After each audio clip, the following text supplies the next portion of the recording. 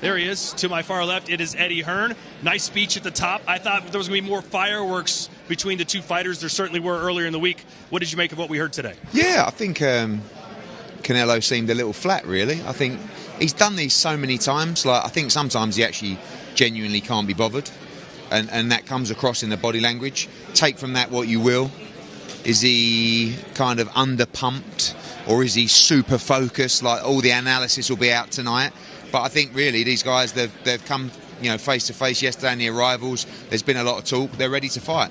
I love Edgar's energy in this build-up. I know that he's got a massive task ahead of him, but as I said up there, I've been on both sides quite a lot. I've been on the B side probably 6 times. He's definitely the most pumped, most confident, and most ballsy challenger I've seen so far. Someone who I believe won't freeze under the pressure, will roll the dice. Because you see a lot of people come in with this opportunity. It's almost like there's too much respect and you just want to go the distance and say that you went points with Canelo Alvarez. And Charlo. Yeah, Charlo, I think was a good example of that. But other fighters as well in the past. And sometimes you can get a little bit overawed by the presence. I don't think Edgar will do that. The task is monumental, but he will go for it on Saturday night. And I think he's got to, because otherwise you're left kicking yourself. But you just hope, I guess, when you fight a fighter of Canelo's stature, that at some point, the motivation's not what it was. The camp didn't go so well. He is declining as a fighter. There's no proof of this and there's no sign of it. But it will happen. If it happens on Saturday, it'd be lovely. But Edgar's got a big task, but he's up for it. He really is. And, the one thing that I said before, 0 miles on the clock. I know he had that semi-tough fight against Caceres, but really, he's not war-torn. There's no niggles. He's completely fresh as a daisy. And he's ready to take that punishment on Saturday night if it comes. You've tried a lot of different types of fighters going up against Canelo over the years. Billy Joe Saunders, Callum Smith, just to name a couple of them. You know how he fights. What do you think is Edgar's best strategy going into this fight? It's dangerous because, in my opinion, you have to be active in the fight because Canelo's output is not that great. So, you look at, you go back to the Bivol performance. What he did so well was his output was excellent. The punches in bunches. Always willing to throw, to shoe shine with 20 seconds to go to win those rounds. You can win rounds against Canelo Alvarez, but also at the same time, the more active you are, the more you're putting yourself under pressure to be countered or to stand in range. So you've got to be smart with it as well. But you've got to look to, I know people keep saying he's not been stopped, he's not been down, but so what? What are you going to do? Oh, well, we'll forget about that tactic. Edgar's one of the biggest punchers in the world at 168. There's no doubt about that. Can he hurt Canelo? Everybody can be hurt, especially as you get to the back end of your career. But you've got to try and put a dent in this man. And that's easier said than done. But I wouldn't be surprised if Edgar and the team didn't think about trying to box a little and try and win some of these early rounds as well. What you really want to do is to get through that halfway stage in the fight, having banked a couple of rounds. Because he can switch off a little bit, Canelo, at times, especially down the straight. You look at the John Ryder fight, where he thinks he's dominating, all of a sudden he can come back and lose rounds. But, it's going to be an interesting fight. I like what I see from Edgar. He's got plenty about him this week, and he's ready to roll the dice. This fight launches an amazing month coming up for DAZN. You mentioned it earlier. We got Wembley, then we got October 12th, Bivol versus Beterbiev.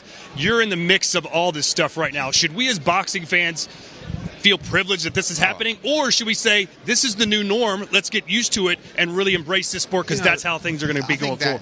Even nights like Friday night in Hermosillo, we're warming up for a massive weekend, Mexican Independence weekend. Our show, Matisse against Rocky Hernandez, it's a brilliant fight card. That kind of gets lost in the madness of T-Mobile Arena, 96,000 at Wembley next week for AJ against Dubois. Like you said, Beterbiev against Bivol, which for me is like the fight of the year. We're a strange bunch, fight fans. We really are. You got people who are like counting seats on seat maps with UFC to compare. Just enjoy it. You've got a great event at the UFC at the Sphere. Let's not try and damper it or, you've got an amazing fight here with incredible energy from one of the biggest stars in the sport of boxing. And next week, like I said, 96,000 for Riyadh season at Wembley. This is by far, I think, the best boxing has ever seen. In terms of the frequency of the event, the fights that people are wanting to see, the depths of the undercard. And I caught up with my old mate Leonard Ellaby, yesterday, who at one stage, the joke was, wasn't it? Yeah, DAZN, Dead Zone. Yeah, and all of a sudden, DAZN becomes by far the premier outlet for boxing. The global home of boxing. And every significant fight in boxing today Man, is on takes a lot DAZN. of credit for that, by the It's way. all down to The Chris. face of DAZN. Yeah, it's all down to Chris. But let's be honest, show me a big fight that's not on DAZN in boxing. It doesn't happen. So much so that now PBC are looking at DAZN as a platform, you know, to accumulate buys for a Canelo Alvarez fight. In the past, you just see them just hold it on their platform, and it's great for boxing that those fights are, you know, amalgamating across platforms, and DAZN have got all these major fights. So, you know, the schedule's incredible coming up globally for DAZN.